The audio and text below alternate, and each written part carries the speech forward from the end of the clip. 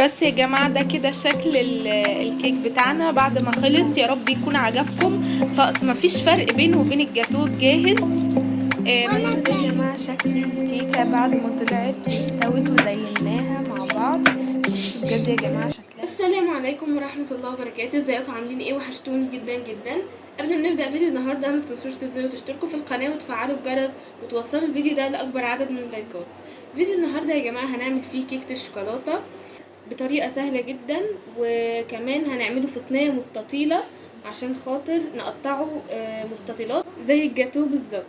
المكونات اللي احنا هنحتاجها لصينية 26 سنتي.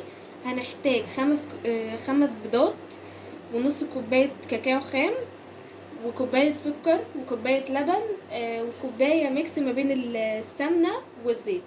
وكمان الدقيق اللي عندنا هنحتاج حسب الكمية بتاعة الكيكة لغاية لما يبقى القوام معايا مظبوط، وهتشوفوا القوام ده معايا لما ابتدي. وهنحتاج كمان كيس بيكنج باودر وكيسين فانيليا. وللتقديم هحتاج طبعا كريز، وهحتاج 4 اكياس تقريبا او الكميه اللي انتوا حابينها من الكريم شانتيه للتزيين.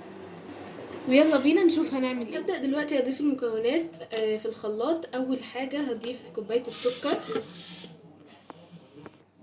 بعد كده هحط نص كوبايه الكاكاو الخام، هحط دلوقتي معلقه صغيره قرفه، هتفرق كتير جدا لما احطها مع الكاكاو. هبتدي دلوقتي احط كوبايه السمنه والزيت،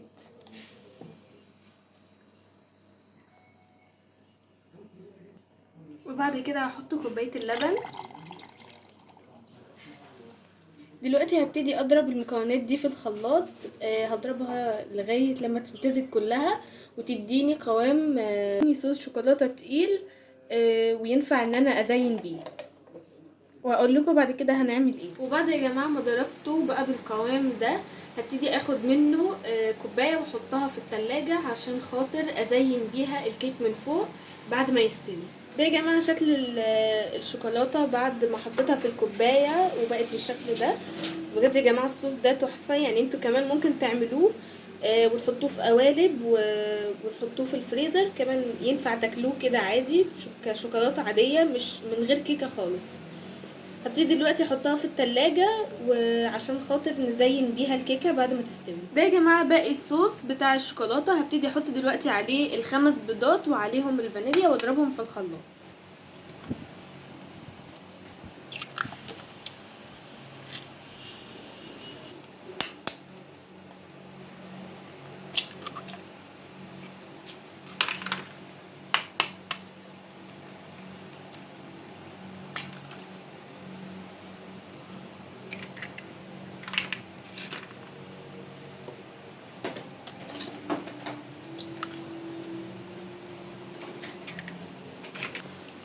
هبتدي دلوقتي احط الفانيليا، وكمان هحط نص ليمونه عشان خاطر يحوش اي زفاره خالص في البيض، ما يبقاش فيه اي ريحه من الزفاره.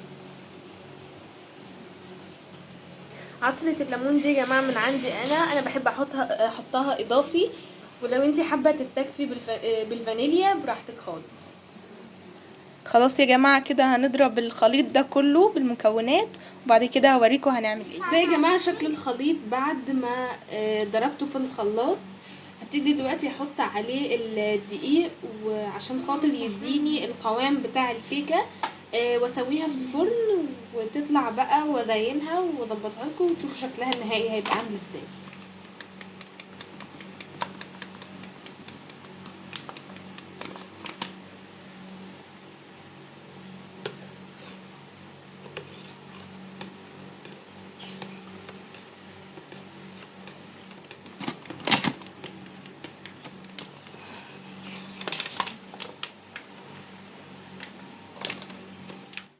هبتدي دلوقتي يا جماعه ابطن الصينيه. هحط حوالي معلقه مثلا من السمنه كده عشان خاطر ابطن بيها الصينيه.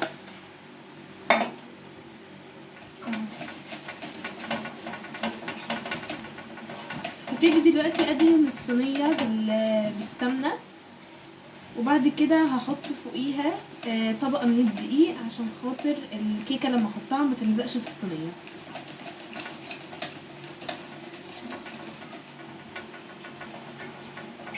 هبدأ يا جماعة ان انا اضيف كده البيكنج باودر معايا،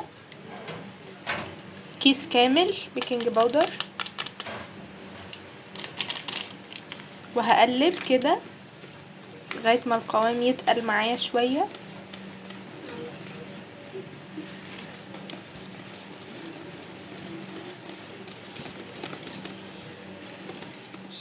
كده يا جماعة القوام بتاعي الكيك اهو زي ما انتوا شايفين حلو جدا. هنبدأ بقى ان احنا نفضيها في الصينية بتاعتنا، وهوريكم دلوقتي واحنا بنبطن الصينية بتاعتنا بالدقيق. هبتدي دلوقتي احط الطبقه بتاعه الدقيق عشان خاطر ابطن الصينيه.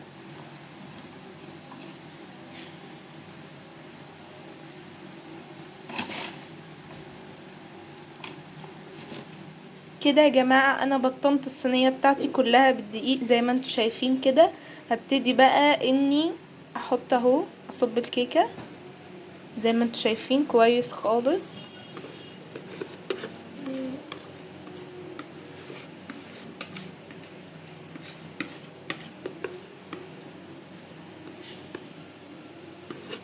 وكمان لازم اكون مولعة الفرن من قبلها شوية علشان خاطر اول ما ادخلها يكون الفرن سخن معايا وتستوي اسرع، وكمان الكيكة ما تبصش معايا. كده يا جماعة انا صبيت خليط الكيكة اهو زي ما انتوا شايفين في الصينية. هبتدي بقى ان انا ادخلها الفرن، ومش هزود عليها كتير علشان خاطر ما تنشفش معايا، نص ساعة تقريبا. وانا يا جماعه الكيكه بتستوي في الفرن، هبتدي دلوقتي اعمل الكريم شانتيه. هحط الكريم شانتيه معايا في طبق، هحط ال3 اكياس اللي عندي اللي انا هعملهم، ولو اتبقى طبعا بشيله في الفريزر عادي اعمله في مره تانية.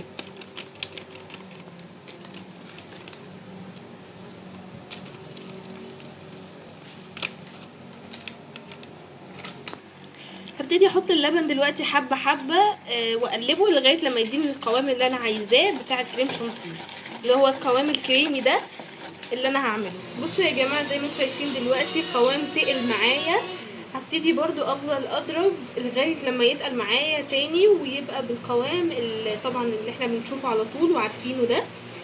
هبتدي دلوقتي اضرب تاني لغايه لما يتقل معايا بيبقى بالقوام اللي انا عايزاه. ده يا جماعة شكل الكيكة بتاعتي بعد ما طلعت في الفرن. بصوا يا جماعة فعلا شكلها تحفة ومنفوخة لما حطيت لها البيكنج باودر. بصوا بقى شكلها عامل ازاي، بجد تحفة جدا.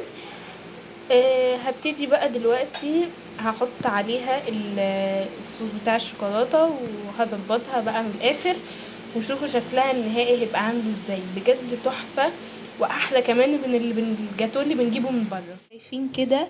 هنبتدي بقى بالسكينة ونشيل الطبقة اللي هي طبقة الدقيق دي اللي كانت في الصينية بعد ما قلبناها زي ما انتوا شايفين كده اهو. هنحشها كويس جدا عشان خاطر واحنا بنزينها تبقى جميلة وما تكلكعش مننا.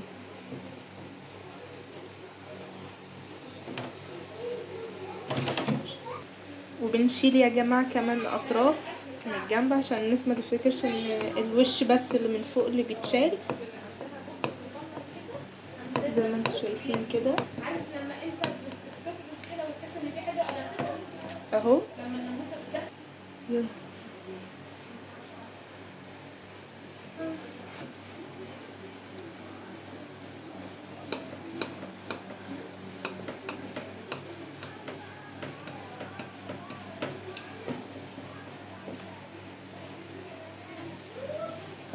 طبعا يا جماعة زي ما انتوا عارفين على فكرة الاطراف دي مش بتترمي ولا اي حاجة.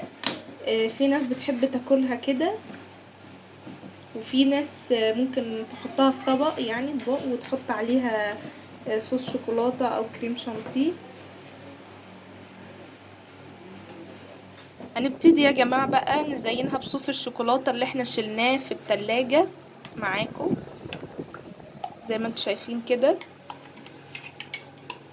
عايزه اقول لكم ده لوحده يعني طعمه تحفه، ممكن يتحط في قوالب ويتشال في الفريزر ويبقى شوكولاته اللي هي زي ديري ميلك كده او بابلي من بره. ازيكم انا شايف زي ما انتوا شايفين انا بساعد ماما وبدهن الكيكة بالشوكولاتة. اهو يا جماعة زي ما انتوا شايفين كده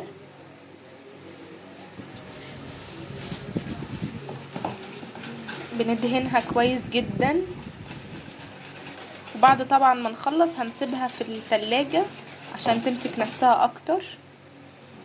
في ناس بتحب تعملها كده من غير كريم شانتيه، بس احنا هنحط الكريم شانتيه فوقيها بقى والكريز علشان تكون زي الجاتو بالظبط الجاهز من بره، وكمان طعمها احلى. بس يا جماعه انا كده زوقتها بصوص الشوكولاته زي ما انتم شايفين. هبتدي ان انا بقى اقطعها. انا هقطعها مستطيلات. في طبعا ناس بتحب تقطعها مثلثات او مربعات عادي حسب رغبتك، بس انا حبيتها كده عشان تكون شبه الجاتو الجاهز بالظبط.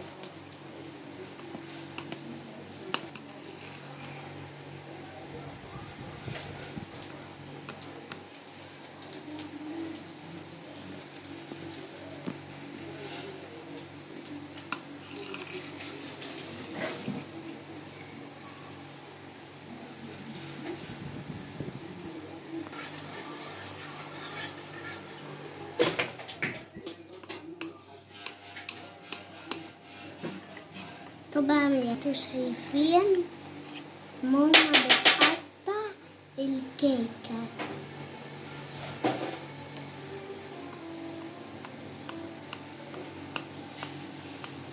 شايفين هنقطعها بقى وهنرجع لكم.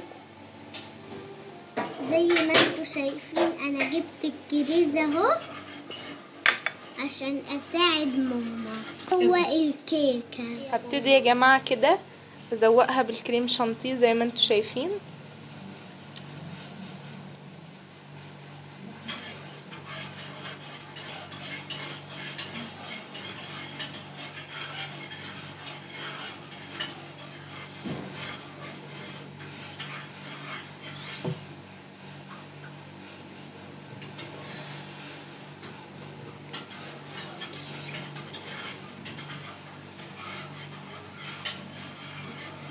طبعا يا جماعة ماما اهي بتساعدني وانا كمان بساعدها، وفي الاخر بقى هنحط الكريز وبعد كده يكون الفيديو خلص. بس هنرجع لكم في اكلات جديدة تانية، وفيديوهاتنا طبعا هتعجبكم خالص.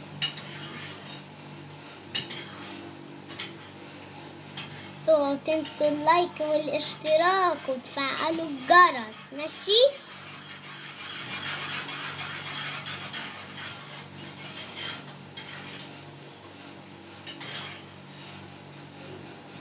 كده يا جماعة ده شكل الكيكة بعد لما خلصناها. وانا هحط الكريز وهحطه انا بنفسي ومن غير ما حد يساعدني. ايوه كده كده، ونمسك واحدة تانية ونحطها كده. هو دوت عطلت عشان يطلع شكله مظبوط بالظبط. طبعا يا جماعة متنسوش زي ما قلتلكم تحطوا اللايك وتفعلوا الجرس والاشتراك عشان طبعا هننزل لكم فيديوهات تانية جديدة وكتيرة كل حاجة. نحط دي عطرية كمان، ونحط دي كمان، ونحط كمان دي، واخر واحدة معانا هي الكريزة دي. وبس كده يا جماعة والفيديو خلص. ما تنسوش الاشتراك في القناة وتفعلوا الجرس والكريز الجاتو الجميل ده. واحلى مسا عليك يا صاحبي. حبيبي وباي بس يا باي. جماعة ده كده شكل الكيك بتاعنا بعد ما خلص. يا رب يكون عجبكم. مفيش فرق بينه وبين الجاتوه الجاهز. بس كده ما تنسوش تنزلوا تشتركوا في القناة وتفعلوا الجرس، توصلوا الفيديو ده لأكبر عدد من اللايكات، وتكتبوا لي في الكومنتات ايه افكار الفيديوهات اللي انتوا حابين ان انا اعملها لكم. طب زي الجاهز بالظبط. طبعا يا جماعة أنا اللي ساعدت ماما وخليتها تفرح بيا جامد. يلا بقى أشوفكم في الفيديو الجاي. باي.